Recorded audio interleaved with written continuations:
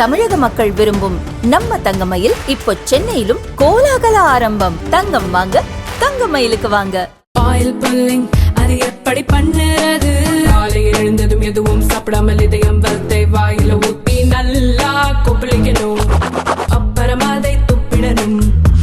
இதுதான் oil pulling.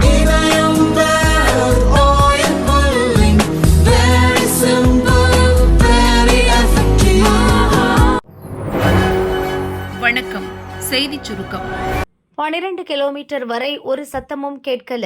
சுரங்கம் உள்ளே சென்றவர்கள் பகீர், புதையும் கால்கள், உச்சக்கட்ட பீதி. தெலுங்கானாவின் நாகர் கர்னூல் மாவட்டத்தில் உள்ள ஸ்ரீசைலம் அணைக்கட்டு பகுதியிலிருந்து பிற இடங்களுக்கு தண்ணீர் எடுத்துச் செல்ல கால்வாய் உள்ளது. இந்த கால்வாய் அருகே சுரங்கப்பாதை அமைக்கும் பணி நடந்து வருகிறது. வழக்கம் போல 50க்கும் மேற்பட்ட தொழிலாளர்கள் சனியன்று சுரங்கப்பாதைக்குள் சென்றனர். அவர்கள் 14 கிலோமீட்டர் தூரம் உள்ளே சென்று பணியில் ஈடுபட்ட நிலையில் சுரங்கத்தின் ஒரு பகுதி திடீரென இடிந்து விழுந்தது. சுரங்கப்பாதை திடீரென இடிந்ததில் 8 தொழிலாளர்கள் இடிபாடுகளில் சிக்கினர். அவர்களை மீட்கும் பணி முழுவீச்சில் நடக்கிறது. இரவு பகலாக மீட்பு பணி தொடர்கிறது. சம்பவம் குறித்து அமைச்சர் உத்தம்குமார் விளக்கமளித்தார். சுரங்கத்தின் உள்ளே 14வது கிலோமீட்டரில் மண் சரிந்து இடிந்து விழுந்ததில் தொழிலாளர்கள் சிக்கிக் கொண்டனர். சுரங்கத்தின் உள்ளே சிக்கியவர்களில் 2 பொறியாளர்கள், 2 இயந்திர ஆபரேட்டர்கள் மற்றும் 4 தொழிலாளர்கள் அடங்குவர். அவர்களில் 6 பேர் உத்தரப்பிரதேசம் மற்றும் ஜார்க்கண்டைச் சேர்ந்தவர்கள். பொறியாளர்கள் ஒப்பந்த பணிகள் மேற்கொள்ளும் நிறுவனத்தைச் சேர்ந்தவர்கள். முதலில் சுரங்கப்பாதையில் தண்ணீர் கசிவதை கண்ட இயந்திர ஆபரேட்டர்களில் ஒருவர் எச்சரிக்கை விடுத்தார். அதைத் தொடர்ந்து 42 தொழிலாளர்கள் பாதுகாப்பான இடத்திற்கு சென்றனர். இருப்பினும் அதற்குள் பெரிய அளவிலான மண் சரிந்து மறுபுறம் இருந்த 8 பேர் சிக்கிக் கொண்டனர். தொழிலாளர்களை பாதுகாப்புடன் மீட்க உத்தரகாண்ட் மாநிலத்தில் ஏற்பட்ட சுரங்கத்தில் சிக்கிக் கொண்டவர்களை மீட்ட குழுவினரிடம் அரசு பேச்சுவார்த்தை நடத்தி வருகிறது.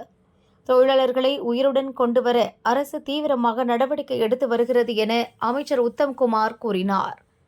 இப்போது மண் சரிவு காரணமாக மீட்புப் பணியில் பின்னடைவு ஏற்பட்டுள்ளது என தேசிய பேரிடர் மீட்புப் படை அதிகாரி சுகேந்து தெரிவித்துள்ளார். இரவு 10 மணியளவில் நிலைமையை ஆய்வு செய்ய சுரங்கப்பாதைக்குள் சென்றோம். சுரங்கப்பாதையின் 11 கிலோமீட்டர் தூரம் வரை சென்று சிக்கிய தொழிலாளர்களின் பெயர்களை கூறி தொடர்பு கொள்ள முயற்சித்தோம். ஆனால் எதையும் கண்டுபிடிக்க முடியவில்லை. குப்பைகளால் நிரப்பப்பட்ட 200 மீட்டர் பகுதி உள்ளது.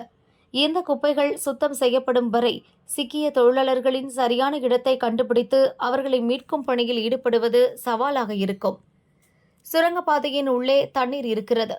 சிக்கிக் கொண்ட தொழிலாளர்களை மீட்க முதலில் தண்ணீரை வெளியேற்ற வேண்டும், பின்னர் குப்பைகளை அகற்ற வேண்டும் என பேரிடர் மீட்புப் படை அதிகாரி கூறினார். விபத்து நடந்த இடத்தில் 6 மீட்டருக்கும் அதிகமான ஆழத்தில் சேறு நிரம்பி காணப்படுகிறது.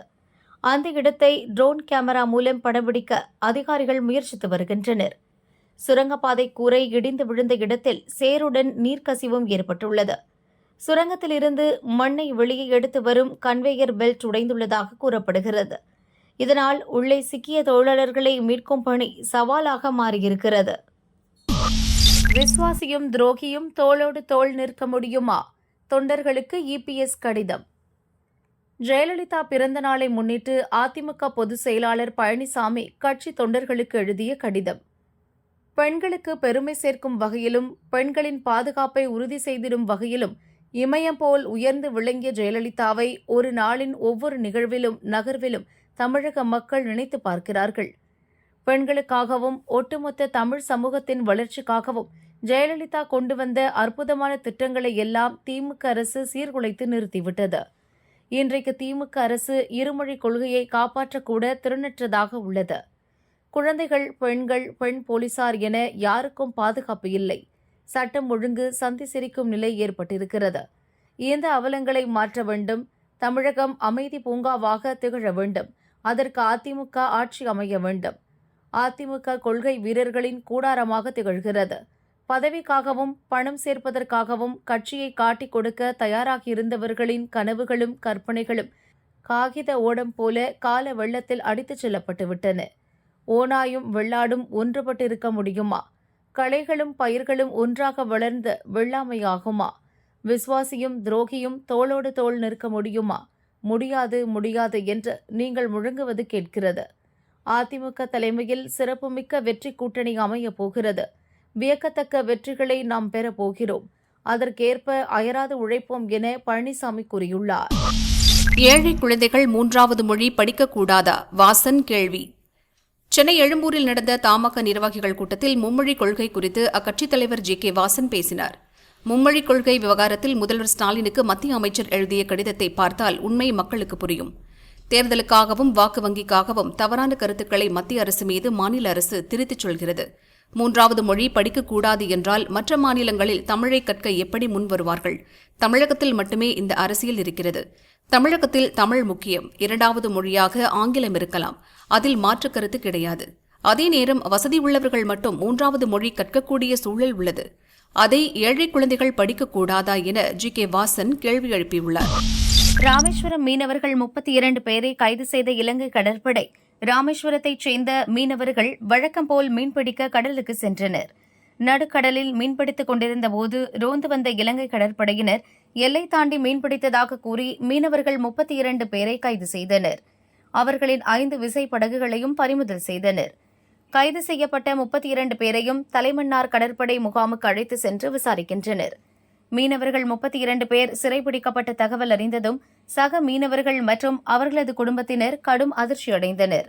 உடனடியாக அவர்களை விடுவிக்க மத்திய மாநில அரசுகள் நடவடிக்கை எடுக்க வேண்டும் என வலியுறுத்தியுள்ளனர். குமரியில் கள்ளக்கடல் எச்சரிக்கை, மாவட்ட நிர்வாகம் வேண்டுகோள். கன்னியாகுமரியில் இன்று கள்ளக்கடல் எனப்படும் கடல் சீற்ற எச்சரிக்கை விடுக்கப்பட்டுள்ளது. இதனால் கடற்கரைகளுக்கு பொதுமக்கள் செல்ல வேண்டாம் என மாவட்ட நிர்வாகம் வேண்டுகோள் விடுத்துள்ளது. ஆரோக்கியபுரம் முதல் நீரோடி வரையிலான 60 கிலோமீட்டர் தூரமுள்ள கடற்பகுதியில் இன்று மதியம் 2:30 மணி முதல் இரவு 11:30 மணி வரை 1 மீட்டர் வரை கடல் அலைகள் உயரும். கடல் கொந்தளிப்பாக காணப்பட வாய்ப்புள்ளதாக இந்திய கடல் தகவல் சேவை மையம் அறிவித்துள்ளது. இதன் காரணமாக கடற்கரை பகுதிகளில் ஆரஞ்சு அலர்ட் பிறப்பிக்கப்பட்டுள்ளது.